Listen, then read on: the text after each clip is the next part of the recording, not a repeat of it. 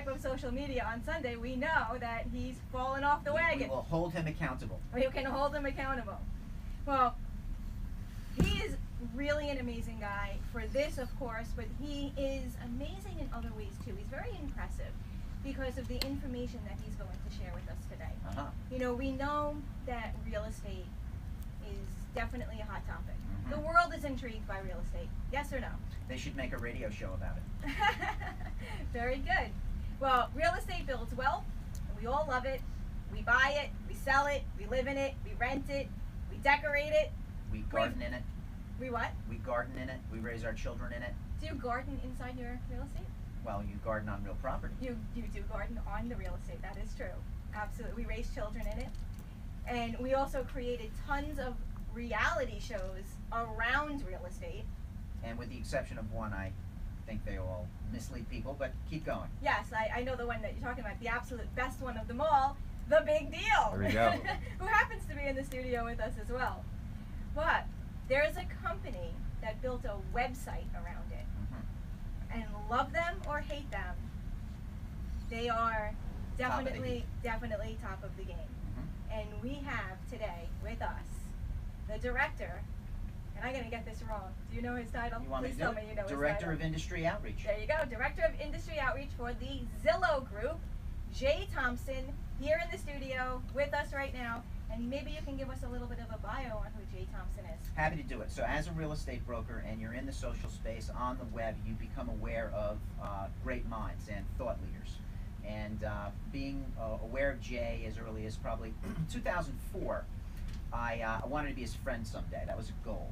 And very happy to call him a friend. So Jay, when he was first on my radar, was known as the Phoenix real estate guy, prolific blogger, was 1 or 2 in Google search if you did a search for Phoenix real estate, which is incredible for a guy just working on his WordPress site. Was a very successful real estate broker, and a few years ago was hired by Zillow to be their Director of Industry Outreach. Great family man, great husband, great father, and Jay, we couldn't be more happy to have you on the show. Welcome, Jay Thompson. Jay. Wow, I'm not worthy. I need a hug. Well, I was talking about you. That was awesome. Wow, I don't even know what to say. Those are some very kind words. All I appreciate facts. that. We All are facts. very happy to have you here. I'm happy to be here. It's very cool. Awesome. So, Jay, let's start with, what is Zillow? What is Zillow? That's a great question. It's a big, giant website. Okay, fundamentally, way on a 100,000-foot level. It's a real estate site that we show properties for sale. We show, and this is where a lot of people don't get it. We show properties that are not for sale, and that's important. That's an important distinction. We have roughly, don't hold me to this exact number, 110 million or so homes on Zillow. Wow. So the vast majority of homes that are shown on Zillow are actually not for sale. A lot of people think it's just a listing website, so it's more than that. We show virtually every single property in the United States. Most will have pictures, information, a little Google map about where the property is. And then in addition to the property information, we have tens, hundreds of thousands of pages of additional data. Real estate trends, pricing, how inventory is moving, neighborhood information, school information. It's a single repository for real estate information for virtually every property in the country. Yes, and I think everyone knows that there's community features, and there's also discussion boards and advice columns, and I love it. I love that you have grown exponentially, I mean, over the last couple of years. Yes, it's been crazy. Yes. Best known for Zestimates? Yeah, probably. The Zestimate, you want me to get into that? Yeah, I think that's definitely the talk. I will do that. What the Zestimate is a big, giant computer algorithm. It's a math formula that tries to determine the current value of a home. It's called Zestimate because it's branded with a big Z because we're Zillow, so it's the Zestimate, but it's a Z in front of the word estimate. And that's an important thing to note, okay? This is a computer algorithm. It's incredibly intelligent, if you can call a math problem intelligent, and it gets very, very close to home value in many, many places. There are some places where it's not terribly accurate. That's my question, is really, what is the accuracy of this? Because, Phil, and I think that you can shed some light on this, a lot of agents, brokers, are not happy because Well, it's they have controversial. potential clients and they go into a home and they already think they know what this house is worth, and it's not anywhere near Well, worth if that. it's on the internet, it must be true. It Right. must be. So the Zestimate's controversial, and I can come to this from a broker's point of view as well as a consumer. So consumers it is in many ways Zillow's secret sauce.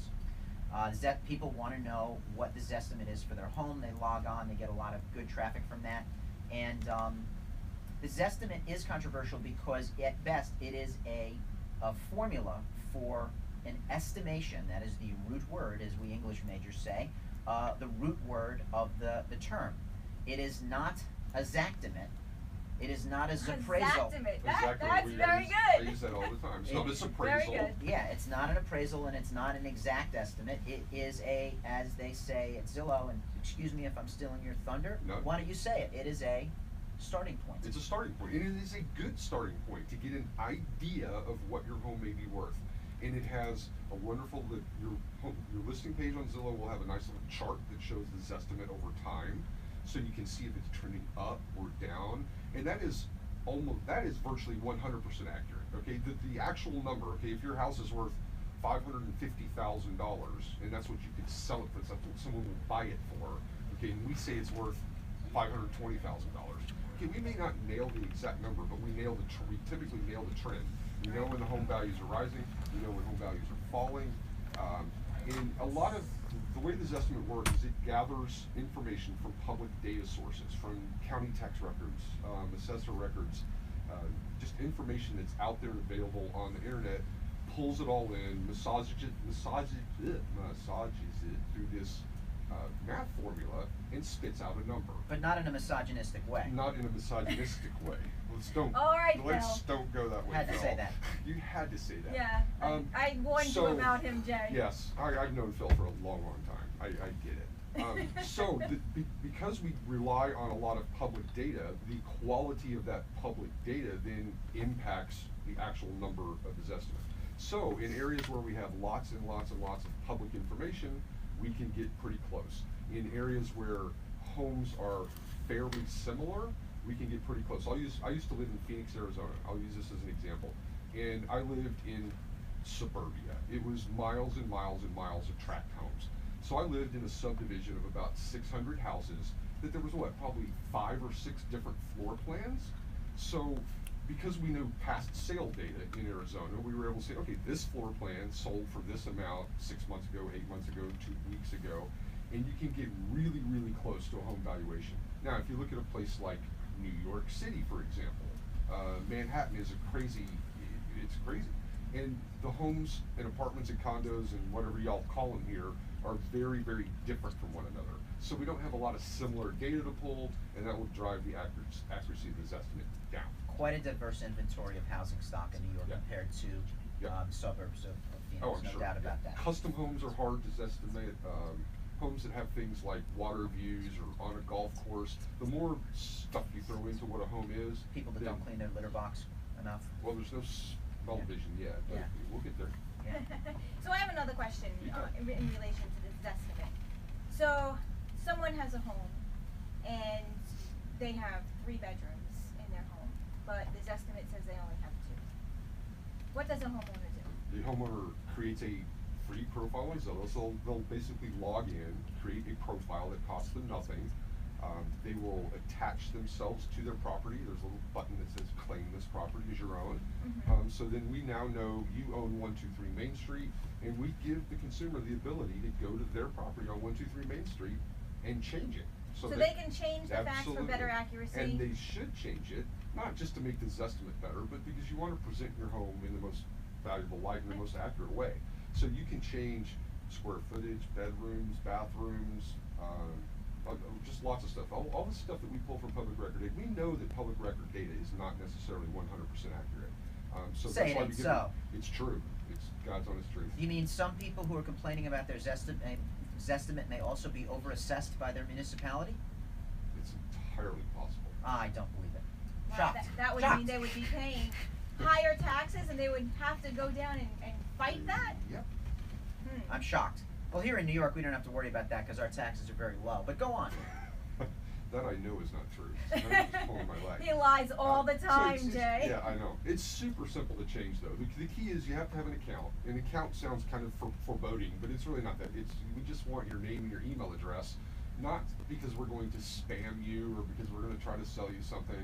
It's just data. It's just a database, and we want to be able to attach people to their certain homes, and we give them the ability to go in and change all that data information. Plus, you can go in and change or remove pictures of your property. Yeah, so go do that. Yeah, So the owners aren't victims in short. They can do something about this. If you see, the Zestimate took the industry by surprise when it came out. But I think 6-7 years after the fact, now that it's in almost like the human vernacular now. I mean, it's in popular culture. People need to understand that there is a transparent margin of error published on Zillow's site. There is smart people who have made this formula. It draws from public data, which, as we said, is often has its own accuracy issues. Absolutely. And we know about this now, so we can adapt. In the very beginning, I think when Zillow first started to become very popular, the talk was, look, Zillow was created by the great minds that created the travel sites. These travel sites basically, took out the travel agent. They removed the middleman, and they allowed the consumer to now go on, create their own vacation at the best price. They were able to compare stuff. A whole new world opened up for the consumer, and the travel agent suffered. And I think what happened when Zestimates came around, a lot of real estate agents said, wait a minute, we saw this happen, and these are the same creators, they're going to eliminate us, and we need to defend that, and how do we do that? And that was really the talk. Rumor, not rumor, what is this all about? 100% absolutely false. We have zero desire nor intention to eliminate real estate agents. And fundamentally, if you think about it, first of all, real quick on how Zillow generates revenue. Okay, we have lots of different revenue streams, but our primary method of generating revenue is by selling advertising to real estate agents. Okay, so real estate agents write us checks to get advertising placed on our website. We definitely still have it. But here's the deal. Travel is a commoditized product, okay? Meaning, all you need, here's a perfect example. I just flew from Seattle to New York City, okay? So I knew when I needed to be in New York City. I knew when I need to leave New York City. So all I need is a big giant database of plane fares and flights that'll say, okay, now I can get from Seattle to New York City on Monday afternoon, and I can leave on Friday and get back to Seattle Friday night. Click a button, enter my credit card, boom, I bought it. You can't do that with a house, right?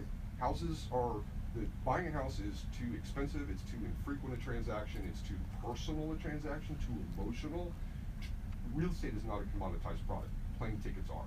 So, and there's a lot of skill that's involved. There's a lot of skill. In a real estate and it's not that travel agents aren't unskilled, but it's a whole different mindset. It's a different type of skill. And just look at the dollar value, okay? I think my flight from Seattle to New York City was $400, okay? Not millions, hundreds of thousands of dollars to buy a house. So there's that. And now I forgot what I was going to come back to. Well, we were saying. Supposed to. That's what happens on radio. That's what happens on radio. Dumbfounded and lost my train of thought. thought. Rich Bart, founding Expedia. We were talking about the travel agent being eliminated. You wanted to touch on that before we went into how does Zillow make their money? Yes. Okay. So revenue. No, we don't even sell leads to real estate agents. We sell what's called impression-based advertising. That's what it's called in the internet world. A face pops up next to a listing, a real estate agent's face. That's what they're paying for. They're paying to have their face and their profile exposed on listings. They're not paying when a consumer clicks a button and says, I want to contact an agent and get more information on their home. That's a lead or a contact. And ultimately, that's what the most real estate agents want out of their advertising with Zillow. But we don't charge by the lead. We don't charge referral fees. We can't charge a referral fee because we're not a real estate brokerage, and only real estate brokerages can collect referral fees. So real estate agents pay us X number of dollars to be exposed Y number of times on our listing pages. Right. So once again, that is false, and you have defended that, and I'm really glad to have you say that. We're going to go to a break right now because we want to hear from our sponsors who make it Absolutely. possible for us to be here today. And who we don't want to bankrupt. No. And we'll be right back. Do mistakes. My name is Yeah, Jocelyn. see?